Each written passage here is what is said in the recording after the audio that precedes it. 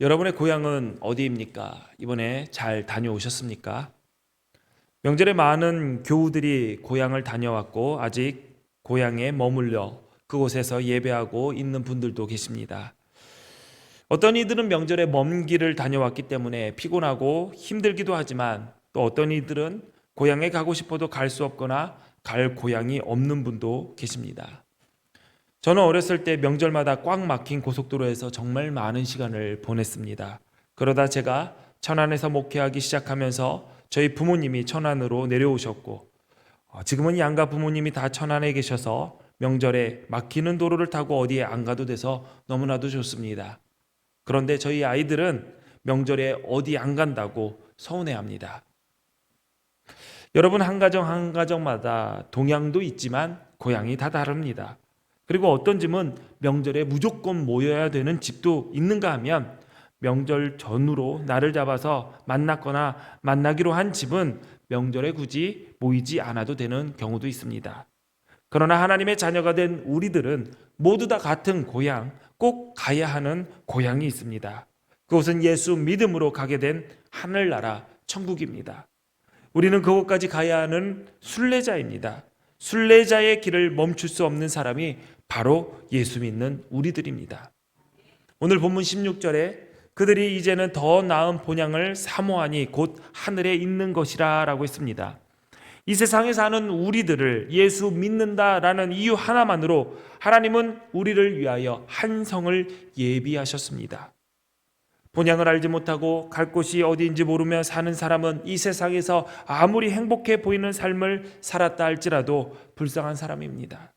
히브리서 9장 27절에 보니까 한 번 죽는 것은 사람에게 정해진 것이요 그 후에는 심판이 있다라고 했습니다.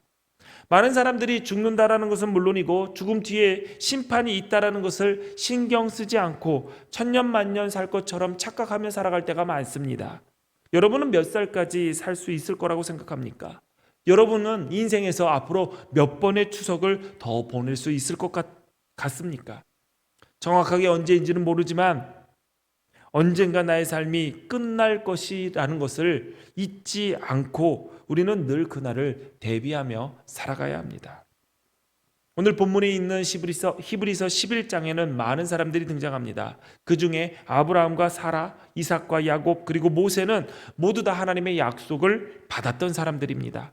하지만 모두 다 그 약속이 이루어지는 것을 보지 못한 채 세상을 떠났습니다.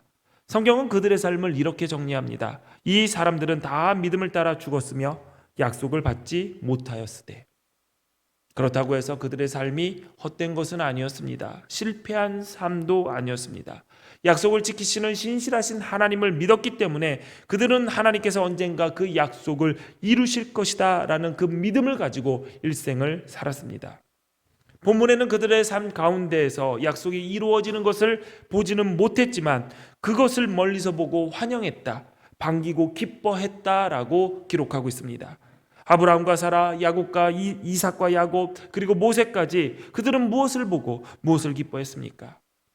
그들은 약속의 땅 가나안 땅에 들어갈 것, 그들의 후손이 그 땅을 살아갈 것, 하나님께서 하셨던 약속이 성취될 것을 믿음의 눈으로 보았고 마음으로 깨달아 기뻐할 수 있었습니다. 들어갈 목적지에는 들어가지 못했습니다. 눈으로 그 목적지를 보지 못했습니다. 그러나 그들은 마음으로 보았습니다.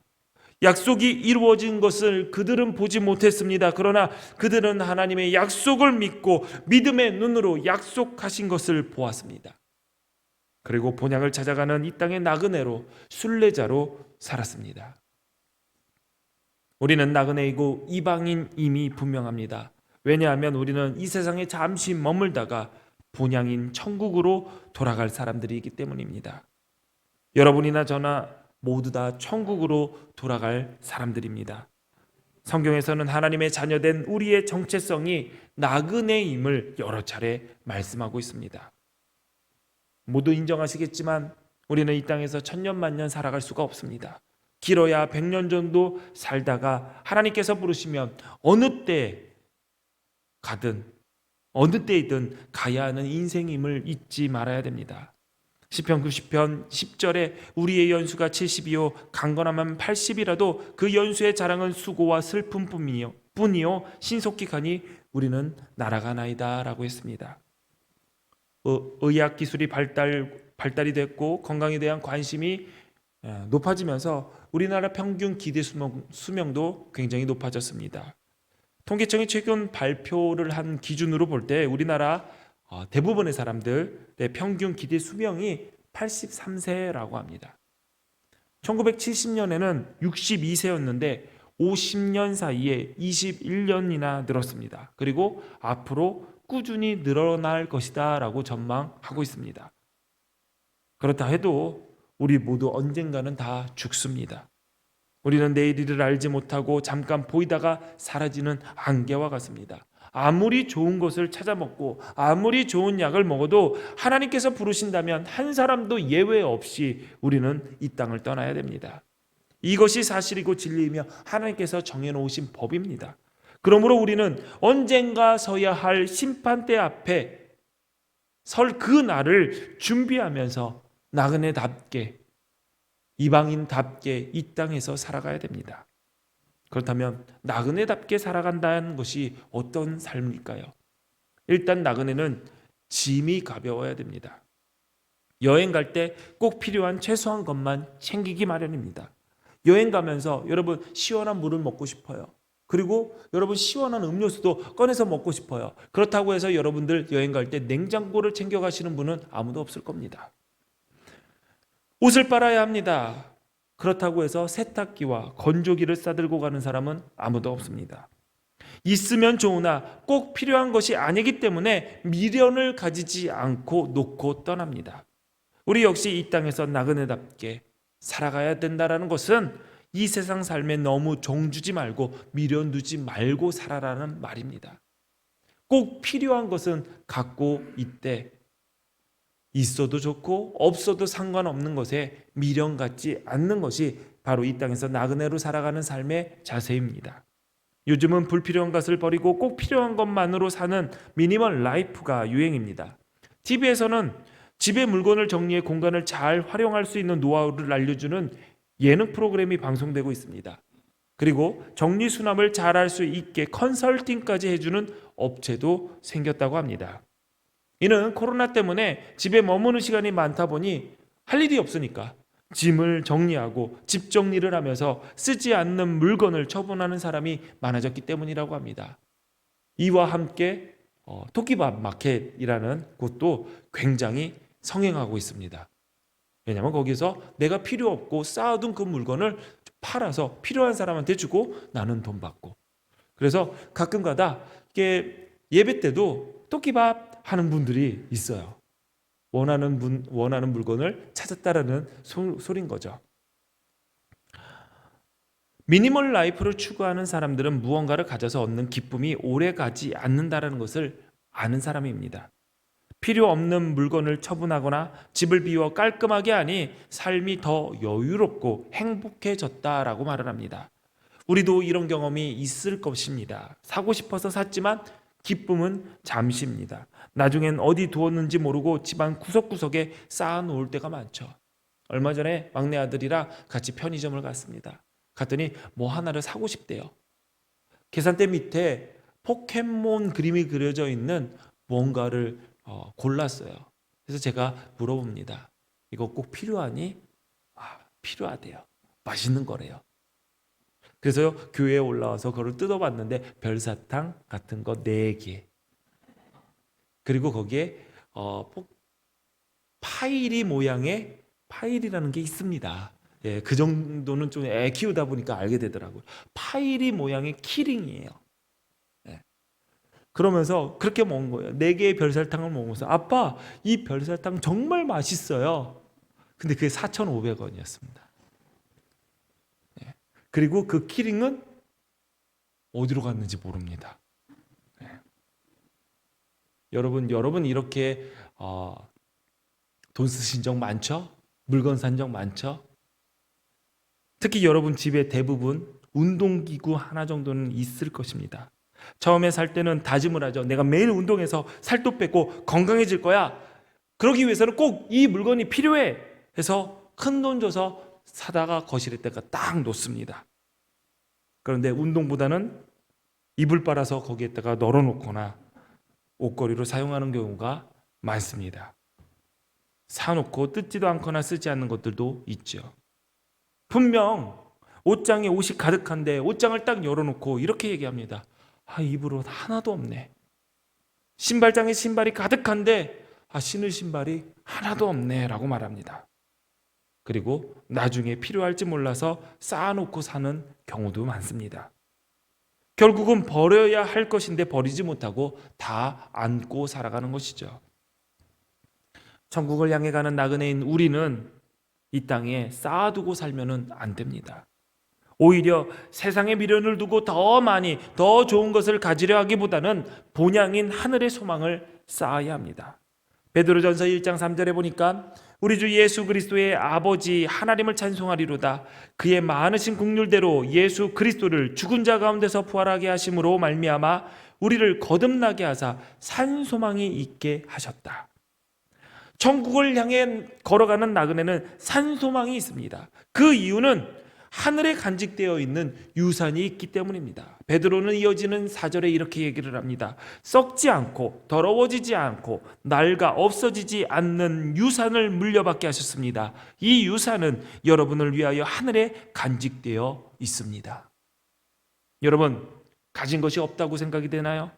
자녀들에게 남겨줄 것이 없다고 생각되어지나요? 예수 믿는 우리들의 유산은 하늘에 있습니다.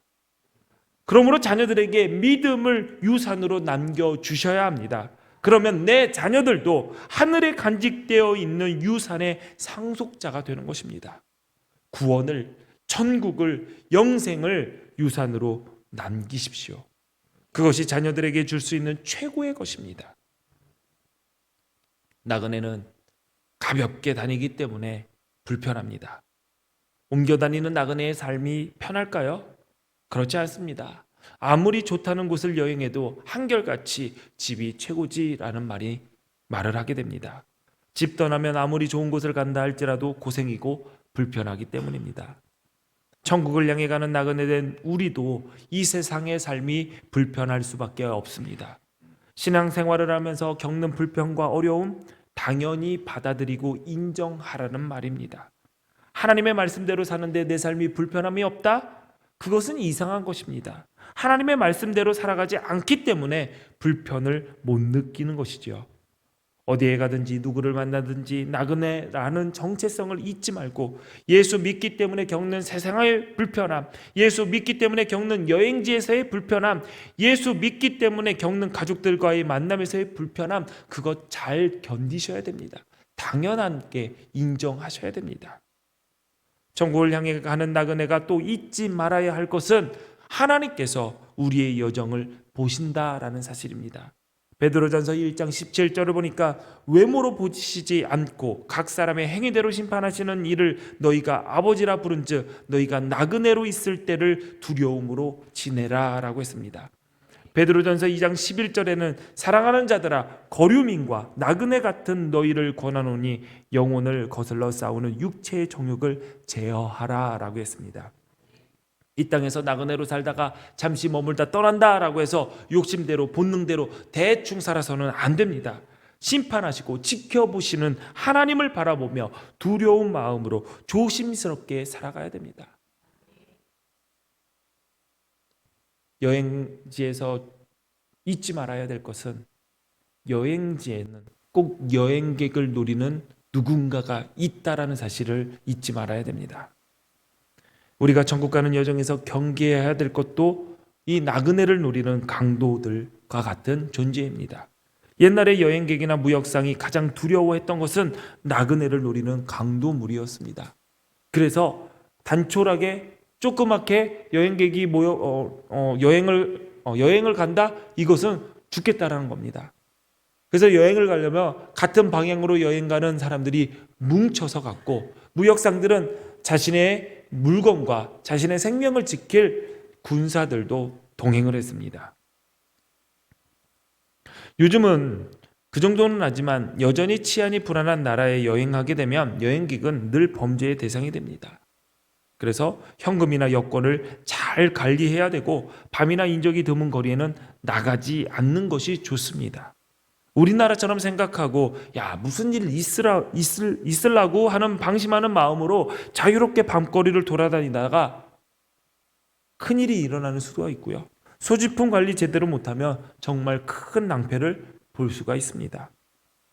내 생각에 괜찮으리라 라고 생각되어지는 것이 있어도 안내자가 하지 말라고 하는 것은 하지 말아야 됩니다. 그것이 여행객의 자세입니다. 이 땅을 여행하는, 이 세상을 여행하는 여행객으로 살아가는 우리도 마찬가지입니다. 천국을 향해 가는 우리의 여정, 항상 여행객을 노리는, 나그네를 노리는 강도 사탄이 있습니다. 사탄은 하나님을 의지하지 못하게, 말씀대로 순종하지 못하게 끊임없이 유혹하며 우리의 여행길을 방해합니다. 무너뜨리려고 합니다. 그렇기 때문에 우리는 나그네 길을 걸을 때 안내자 되신 주님의 말씀에 순종해야 됩니다. 그 안내자 되신 주님께서 이렇게 말씀하십니다. 너희는 육체의 정욕을 제어해라. 너희는 나그네로 있을 때 두려움으로 지내라. 안내자의 지침대로 육체의 정욕을 억제하며 사탄의 공격에 넘어지지 않도록 늘 조심하며 살아야 합니다. 물론 나그네의 길은 편한 길이 아닙니다. 힘들고 어렵습니다. 그래서 세상 사람들의 눈에는 예수 믿는 우리가 한심해 보일 수 있습니다. 명절에 고향을 갔는데 하루만 더 있다 가라고 붙드는 친척들이 보기에는 예배하러 가야 한다고, 맡겨진 사역의 자리를 지켜야 한다고 발걸음을 재촉한 여러분을 한심하게 볼 수도 있습니다. 다른 사람들은 명절 다 세고 집에 돌아오는 때에 교회에서 맡은 일을 감당하고 뒤늦게 고향으로 떠나는 이해할 수 없는 방법을 택하신 분들도 계십니다. 때로는 우리의 섬김과 헌신, 고난받는 일, 사람들이 이해하지 못할 수 있습니다. 그러나 예수 믿는 우리는 천국이 있으니, 약속된 하나님의 나라가 있으니, 새 하늘과 새 땅이 보장되어 있으니 이 땅의 것은 잃은 것처럼 보여도 아깝지가 않습니다. 골로새서 3장 1절부터 2절에 너희가 그리스도와 함께 다시 살리심을 받았으면 위의 것을 찾으라. 거기는 그리스도께서 하나님 우편에 앉아 계시느니라. 위의 것을 생각하고 땅의 것을 생각하지 말라. 여행지를 가면 그 여행지에서 사용하는 잔돈이 좀 필요할 때가 있습니다. 그래서 지폐 말고 잔돈, 동전을 들고 다닐 때가 있죠. 그리고 복 바꾸지 못한 우리나라 돈도 갖고 있습니다. 여행을 다 마치고 돌아올 때 여러분 그 나라 동전은 어떻게 하십니까? 지폐와 다시 와서 환전을 한다고 하지만 동전은 어떻게 하십니까? 깨끗한 동전을 몇 개를 골라서 기념품으로 갖고 올 수는 있습니다. 그럼 나머지 동전은요? 어떻게 하죠? 공항에 가면은 이런 사람들을 위해서 함이 있습니다. 우리나라의 생명의 사랑의 열매, 생명의 열매인가요? 그런 거 굿네이버스 같은 그런 기부함이 있습니다. 왜? 야, 너에게 필요 없는 동전 놓고 가라고. 맞습니다. 여러분 그런 동전 놓고 올 때 너무 아까우시던가요? 이거를 내 나라에 가져가 가지고 조금이라도 뭔가 가치 있을 돈으로 쓸 수 있을 텐데 이거를 가지고 내가 가져가 가지고 쓸 수 있을 건데 라고 하면서 부들부들 대면서 챙겨 오시나요? 아닙니다. 그 동전 이 나라에서 쓸 데가 없습니다. 웬만하면은 은행에서도 안 바꿔주려고 그래요. 환율 맞추기도 어렵고 그러니까. 그러면은 그 동전을 놓고 오죠. 뭐만 챙겨오나요? 내 나라 돈만 챙겨옵니다. 왜? 이곳에서 쓸 수 있는 거니까. 마찬가지입니다. 위의 것을 생각해라. 이 땅의 것 절대로 위에 가서 사용하지 못합니다. 그러니 땅의 것을 생각하지 말고 위의 것을 생각하라는 것은 나그네로서의 삶을 살아갈 때 이 땅의 것에 집착하지 말고 붙들고, 혹여나 이 땅의 것을 집착하고 붙드는 바람에 위의 것을 놓치는 삶을 살지 말라는 것입니다. 이 세상에 살면서 얻은 것, 소유한 것, 내가 살고 있는 집이 튼튼하고 안전한 것 같아 보여도 천만의 말씀입니다. 여러분이 안전하다고 믿는 것이 무엇입니까? 들어놓은 보험입니까? 살고 있는 집입니까? 저축해 놓은 돈입니까? 그것이 완전하고 영원한 것 같습니까? 절대 그렇지 않습니다. 이 땅의 것들은 지금 보면 나의 내일을 보장해 줄 것 같이 든든해 보이지만 이 땅의 것은 영원한 것이 없습니다. 그러나 위의 것, 하나님의 것은 영원합니다. 그러니 사라질 것에 관심 갖지 마시고 없어지지 않을 영원한 것에 마음을 품고 살아가십시오. 이 땅의 것이 영원한 것이 아니듯 나그네의 길도 힘들고 불편해도 그 여정 역시 끝이 있습니다. 그래서 예수 믿는 삶이 힘들고 외롭고 어려워도 위의 것을 바라보며 기대하며 끝날 날이 있음을 알고 참고 견뎌야 됩니다. 그러나 나그네로 사는 것 서글픈 일입니다. 이 땅은 외부인에게 이방인에게 후하게 대하지 않습니다. 어느 나라이든 그 나라에서의 신분 문제가 해결되지 않으면 불안하게 살 수밖에 없습니다. 비자를 연장해야 되고 연장되지 않으면 불법 체류자가 되지 않기 위해 비싼 왕복 비행기 값을 지불하더라도 급하게 그 나라를 나와야 됩니다. 미국의 경우 혹여나 하루라도 불법 체류를 하게 되면 향후 15년간 그 나라에 입국하지 못하게 됩니다. 제가 미국 학교에서 공부할 때 한 번은 학생 비자가 만료돼서 다시 비자를 받기 위해 미국 대사관에 인터뷰를 잡았습니다. 그런데 저를 인터뷰한 영사가 처음부터 무엇 때문에 그런지 제가 마음에 들지 않았는데 몇 마디 질문을 하지 않았는데 이렇게 얘기를 하더라고요. 인터뷰에서 지금 당신이 한 말과 지금 나에게 제출한 서류는 다 믿지 못하겠다 하면서 오렌지색 종이를 주는 거예요. 비자 신청하시는 분들은 아시겠지만 오렌지색은 가장 두려운 색깔입니다. 비자를 거절할 때, 비자 발급을 거절할 때 주는 종이가 오렌지색입니다. 아니 지금까지 비자를 한두 번 받은 것도 아닌데 화도 나고 어이도 없고 그냥 오렌지색 종이를 딱 들고 내가 한 가지만 물어보자. 뭐 때문에 내가 거짓말한다고 생각하느냐? 라고 물어봤더니 당신 성적표를 보니까 학점이 너무 좋아서 당신이 다니는 학교가 의심스럽다 라고 말하는 거예요. 더 이해되지 않았습니다. A보다 B가 더 많았습니다. 그냥 하는 소리였던 거예요. 그래서 제가 학교에 연락을 했습니다. 영사가 우리 학교가 진짜 있는 학교인지 의심스럽다며 나에게 비자 발급을 해주지 않았다. 그랬더니 제 지도 교수님이 화가 났어요. 뭐 우리 학교를? 그래서 겸사겸사 한국에 들어오셔서 미국 대사관에 찾아 들어가 영사장을 만나서 제 비자를 발급해 주는 걸로 잘 이야기를 마치시고 미국으로 돌아가셨습니다. 그리고 다시 인터뷰를 하러 미국 대사관에 갔는데 인터뷰하는 영사가 저에게 뭐 별 질문도 안 하고 한참 모니터를 바라봐요. 아마 전에 인터뷰했던 영사가 제 욕 써놨겠지요. 거짓말쟁이인 것 같다 막 이렇게. 그러면서 다 보다가 맨 밑에 아마 영사장이 이 사람은 비자 발급해줘라 라는 뭐 명령이나 지침도 있었을 거예요. 그러니까 얼마나 제가 안 좋게 보였겠습니까? 거짓말장이랬는데 영사장이 뭔가 발급은 해주려니까 뭔가 빽이 있어 보이고 그러니 더 재수없어 보이고 아무 말도 한마디 질문도 안 하고 굉장히 떨떠름한 표정으로 녹색 종이를 줍니다. 녹색 종이는 비자 발급을 허락할 때 주는 종이입니다. 그러면서 이렇게 말하더라고요. 일단 비자는 발급해 주겠다. 그러나 당신은 약속한 날짜에 꼭 미국을 나와야 하며 단 하루라도 더 머물면 미국은 당신을 추적하여 꼭 추방시킬 것이다. 당신은 학교가 있는 도시 외에는 다른 도시를 여행해서는 안 되고 이를 지키지 않을 경우에는 다시는 미국에 입국할 수 없다. 제가 뭐라고 할게요? 오케이. 그들은 저를 그냥 미래의 불법 체류자로 본 것입니다. 범죄자로 본 거죠. 그런데 그런 취급당하는 것이 놀랍지도 않았고 서운하지도 않았고 화나지도 않았습니다. 그냥 인정했습니다. 왜냐하면 그들에게 저는 환영받지 못하는 이방인에 불과하기 때문이죠. 그래서 받아들이고 인정했습니다. 그리고 이렇게 속으로 말했습니다. 됐다. 니들이 하루라도 더 있어달라고 사정사정해도 난 공부 끝나면 바로 내 나라로 돌아올 거다. 내 가족, 내 집, 내 교회, 내 교인이 있는 내 고향, 내 나라로 올 거다. 내가 네 나라에서 이방인 취급, 나그네, 어이없는 취급받으면서 살 마음 절대 없다 라고 하면서 웃으면서 녹색 종이 흔들며 미국 대사관 나왔습니다. 나오니까 내 나라 공기가 얼마나 상쾌하든지요. 저 애국자 같습니까? 다른 나라 가서 이 취급 한번 받아보십시오. 우리나라가 그렇게 고맙더라고요. 여러분, 나그네로 살면 별 시답지 않은 경우 당하기 마련입니다. 마땅한 대우를 기대하는 것 자체가 여러분 사치이자 꿈입니다.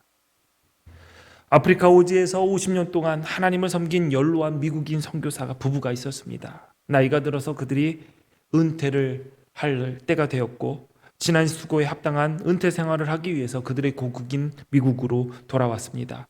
그런데 선교 사무국에서 착오가 있었습니다. 날짜를 잘못 알았던 것이죠. 노 선교사 부부가 도착을 했을 때 공항에 마중 나오거나 환영해 주는 사람이 아무도 없었습니다. 옷가방, 짐가방을 들어줄 사람은 물론 공항에서 부부를 집까지 태워다 줄 사람도 차도 없었습니다. 두 분은 너무나 서운한 생각이 들었습니다. 내가 외국에서 50년 동안 선교 활동을 했는데 아무도 마중 나오지 않았다니. 남편 선교사님이 서운한 마음에 하나님께 기도를 했습니다. 하나님, 제가 지금 집에 돌아왔는데 아무도 관심 가져주지 않습니다. 아무도 환영해 주지 않았습니다. 내 인생의 대부분을 주의 일에 충성했는데 어떻게 내 집에 돌아올 때 이런 대우를 받게 하나님께서 내버려 두십니까? 서운해하는 선교사님에게 하나님께서 이런 마음을 주셨다고 합니다. 너는 아직 집에 온 것이 아니다. 전국의 소망을 두고 이 땅에 나그네로 살다 보면 아무도 우리의 수고를 알아주지 않을 때가 있습니다. 섬기는 일에 정당한 대가를 받지 못할 때도 있습니다. 여러분 생각해 보십시오. 누가 지나가는 나그네에게 관심을 베풀겠습니까? 정한 곳이 없이 오래 머물지도 않을 순례자에게 어떻게 특별한 대우를 해줄 수 있겠습니까? 그러나 하나님께서 우리를 보고 계심을 잊지 마시기 바랍니다. 우리가 가야 할 진짜 고향은 하나님께서 우리를 반겨주실 하나님 나라임을 믿으시기 바랍니다. 그래서 우리는 이 세상에서 박수받고 환영하는 일에 관심 받기보다 천국에서 하나님께 받을 칭찬으로 만족해야 합니다. 고린도전서 4장 5절에 그러므로 때가 이르기 전 곧 주께서 오시기까지 아무것도 판단하지 말라. 그때 각 사람에게 하나님으로부터 칭찬이 있으리라. 언젠가 우리가 영원한 집에 이르렀을 때 하나님께서 주실 잘했다, 착하고 충성된 종아 라고 칭찬받는 자리에 우리 모두 주인공이 되시기를 바랍니다. 천국 가는 나그네로 살다가 천국 가서 예수님의 품에 안길 때, 예수님을 만났을 때 예수님께서 우리를 꼭 끌어안아 주시면서 야, 잘 왔다, 기다리고 있었다, 정말 애 많이 썼다 하시며 우리의 등을 두들겨 주신다면 그보다 더한 기쁨이 어디에 있겠습니까? 사랑하는 성도 여러분, 우리는 아직 집에 도착하지 않았습니다. 우리에게 가야 할 본향이 있습니다. 그것을 향해 우리 함께 걸어갑시다. 주님 앞에 가는 그날까지 하늘 백성답게 살다가 천국 가는 나그네로 살다가 칭찬과 영광과 존귀한 자리에서 우리 다시 만납시다. 하나님은 오늘도 우리의 전성을 향한 여정에 함께 하시며 그 여정 끝에서 우리를 기다리고 계십니다. 기도하겠습니다.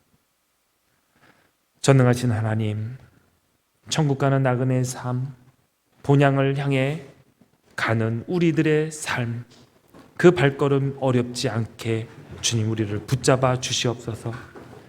이 땅에서 천년만년 살 것처럼 정주고 마음 주고 집착하며 살아가는 것이 아니라 이 땅의 것을 놓고 위의 것을 생각하며 잘했다, 잘했다 칭찬받는 자리, 영광된 자리, 존귀한 자리에 주인공 되기를 믿음으로 바라보며 오늘도 견실히 주의 나라를 향해 한 걸음씩 전진해 나가게 하여 주옵소서. 예수님 이름으로 기도합니다. 아멘. 다 같이 자리에 일어나셔서 준비한 예물을 주님께 드립니다.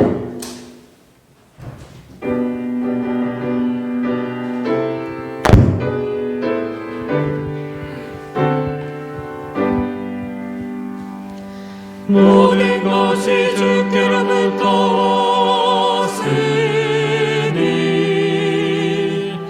이 예물을 주께 드리나이다.